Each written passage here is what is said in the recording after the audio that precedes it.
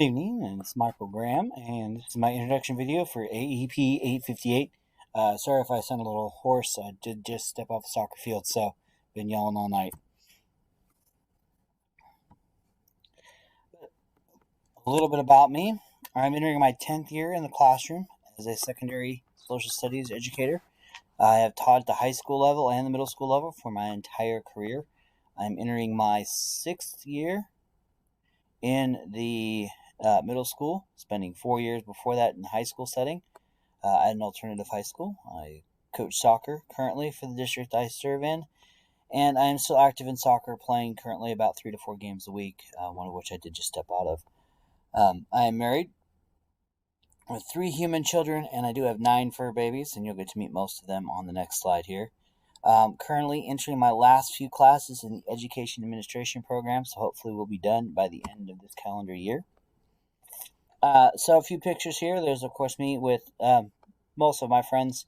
We all still play about 2 to 3 out-of-state tournaments a year. This was down in Tulsa, Oklahoma, not too long ago. I'm the one in the brightly colored uniform there, as I do play goalkeeper. On the bottom left is my family, my wife there on my left, Tasha. My 3 children, Chase, Luke, and Emma, from left to right there on the bottom left corner. And me, while I dyed my hair blue and red for a mullet. In the middle is my old man dog. His name is Philo. He does tend to love to sit on the chairs and watch his kids run around the yard. In the middle is my newest addition, dog-wise, to our family. Her name is Bella. She is a 4-year-old St. Bernard Great Dane mix. She clocks in right about 110 pounds. Big fluff ball. Absolutely loves cuddling. There she is, enjoying a dad personal day, taking a nap on my knee. And to the right on the bottom are my 3 children with their 3 cats. My son on the left holding Oreo, my daughter in the middle holding Cookie, and my son on the right holding Eden.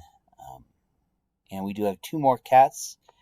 My son's cat Oreo decided to take an adventure while we were gone and decided to have 2 babies. And so we do have 2 black cats, all black, named Squirrely Dan and Derry. Bonus points for anybody who knows what that show is from. Above them is my big boy, my dream dogs. I've always wanted a St. Bernard, and I was lucky enough a few years ago to get one from a neighbor. I've had him since he was a puppy. His name is Chewbacca. He's a Great Pyrenees St. Bernard mix. He is about 160 to 180 currently at this time. So that photo is not zoomed out at all. He is a big boy. His head is bigger than mine, which some people find hard to believe. Goals and reasonings. So my main goal in education is to help as many students to find success as possible. I learned long ago when I was working in the high school in a credit recovery program, as well as a last chance sort of alternative setting, that for students success was different, and it differed by each student. So for a lot of the students I had, graduating high school was great, but for some of them that wasn't doable. So we worked really hard on finding them alternative ways to find success in their lives, whether it be tech degrees, vocational, just being able to do resumes and work towards being successful in some other manner. Secondary is to educate as many students as I can in history. I do love social studies. I love history, and it is a passion of mine, along with soccer jersey collections, but that's for a different day. The purpose behind my continuing education is to get a degree in administration to help instill more change than I currently am capable of in my new role and current role. So, transition slide.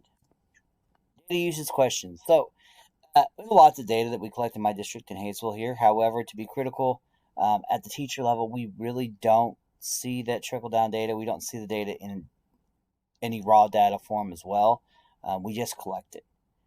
We send it up to flagpole, and then eventually we get told that we're changing things because of the data that was collected. We don't know what that data is. We don't get to formulate our own opinions on it. It's just, this is the way it is. So that's one of the things I'd really love to see changed in our district, but hopefully I'll be able to learn a lot in this classroom in this class setting and be able to actually kind of take some of that to my own building, as we are facing a new principal change as well as a new administration top to bottom in my school building right now. My own knowledge of data usage in class is limited. I use data mainly in my class to base areas that I do not cover well enough in class, to kind of look at the numbers, see what questions kids miss on tests. Did everybody in the test miss this question? Where did I not cover? Where did I not cover it well enough? Did I cover things well enough?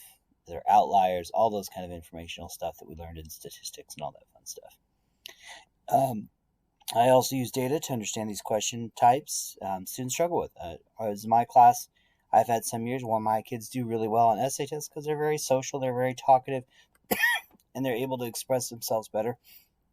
I've had other class periods and class times where they've been much more straight factual knowledge, regurgitate information, kind of that low level learning.